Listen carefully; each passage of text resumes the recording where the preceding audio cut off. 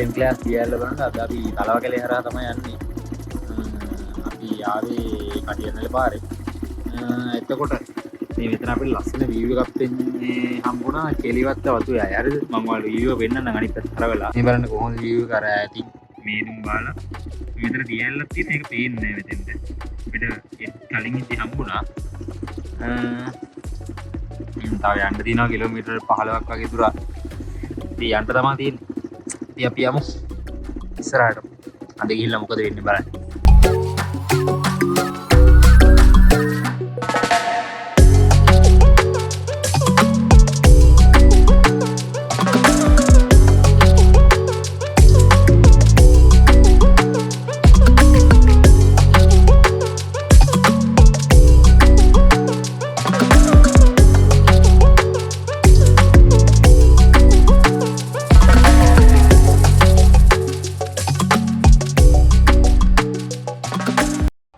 ඉතින් යාළුවනේ මේ තියෙන්නේ සෙන්ට් ක්ලෙයාර් දියඇල්ල තලවකැලේ.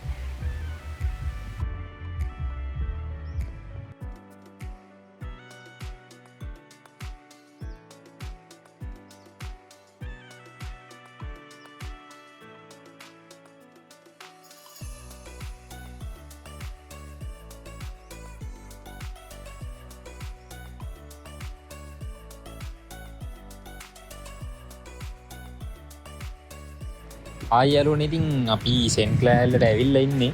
දැන් මේ view point එකේ ඉන්නේ. මම ඔයාලට පල්ලෙහා view point එක පෙන්නන්නම්. ඔන්න තියෙනවා ඉතින් යාළුවනේ view එක. අර පල්ලෙහෙන් ලස්සනට පේන්නේ සෙන්ට් ක්ලෑර්ල.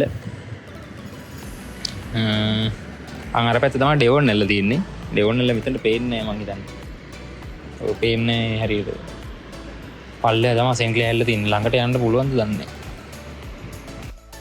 යාළුවනේ මම ඔයාලට ඕන්න zoom කරලා පෙන්නුවා ඇල්ල කොයි වගේද කියලා. ඇල්ල ළඟට යන්න පුළුවන්ද දන්නේ නැහැ. මේ පල්ලෙහා තියෙන මේ තේ වත්තක් හරිද?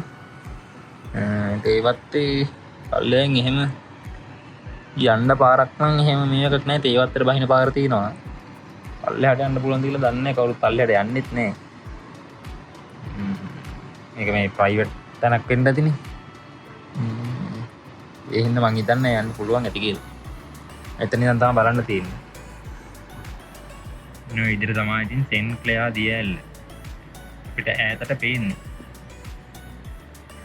එතන මේ ප්‍රයිවට් එකක් තියෙන. එතන ඔයාලට පේන්නේ රවුමට තේ හිටවලා තියෙන. මැෂින්ස් වලින් තේ කඩන්නේ. එතනත් එහෙමයි. ඒ ඔයාලට මේ view point එක මේ පාර ආයිනෙමයි තියෙන්නේ මේ තියෙන්නේ.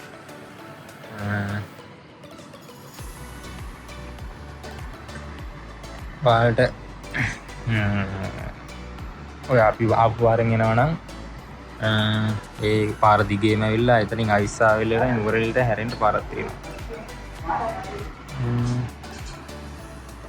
ඒ හැරෙන්න තියෙන පාරේ වම් අත පැත්තට හැරිලා නුවරඑළිය පැත්තට එන්න ඕනේ. නුවරඑළිය පැත්තට එනකොට තමයි මේ ඇල්ල හම්බෙන්නේ. වම් අත පැත්තට ගියොත් අවිස්සාවෙල්. ඉතින් එන්න තියෙන්නේ දකුණු අත පැත්තට හැරිලා නුවරඑළිය පැත්තට. බැරි වෙලාවත් ඔයාලා නුවරඑළිය පැත්තෙන් එනවා නම් ඔයාලා එන්න ඕනේ තලවකැලේට ඇවිල්ලා තලවකැලෙන් ආයෙන්න ඕනේ අයිසාවිල්ල පාරේ. අයිසාවිල්ල පාරේ ටික දුරක් යනකොට ඔයාලගේ දකුණු අත පැත්තේ සෙන්ට් ක්ලෙයාර්ල බලන්න පුළුවන්. ඉතින් අද අපි බලාපොරොත්තු වෙන සෙන්ට් ක්ලෙයාර්ලට විතරක් යන්න නෙමෙයි. අපි දැන් මෙහෙම යන්න හදන්නේ ඩෙවොන් නැල්ලට. ඩෙවොන් නැල්ලට ගිහලා බලමු. වෙන ගමන් ඩෙවොන් නැල්ල හම්බුණා. අපිට ඒ පාරමයි යන්න තියෙන්නේ. අපි ආයෙත් ගිහිල්ලා බලමු ඩෙවොන් නැල්ල කොයි වගේද කියලා. ඉතින් මේ තියෙන සෙන්ට් ක්ලෙයාර්ල එනවා නම් අනිවාර්යෙන් ඩෙවොන් නැල්ලත් බලන්න ඕනේ. ප්‍රතිේක්මක් නෑ. මං හිතනවා ඔයාලා සෙන්ට් ක්ලෙයාර්ල දකින්න ඇති කියලා. ඉතින් සෙන්ට් ක්ලෙයාර්ල ඉතින් අනිවාර්යෙන් එන්න ඕන තැනක්. අනිවාර්යෙන් එන්න. අත ලස්සන දියැලක් වතුර මීටර අඩිය තිබ්බනම් තවත් ලස්සනයි. ඒනොට මෙහෙම තියෙද්දි මාරු ලස්සලක් තියෙන්නේ. කියන්නේ එක තැනකින් එකට නැල්ලක් නෙවෙයිනේ. දැන් කීපයකින් පල්ලෙහාට නැල්ලක්. ඉඳ මේ මාරු ලස්සනයි. ඉතින් අනිවාර්යෙන් එන්න. මේ තියෙන්නේ මෙතන යාළුවනේ කොටේජස් ටිකක් තියෙනවා. මාරම ලස්සනයි. එකම විදිහට හදලා තියෙන්නේ. ඉතින් යාළුවනේ මේ විදිහට තමයි අපි උදේ ආහාරය සපයාගත්තේ.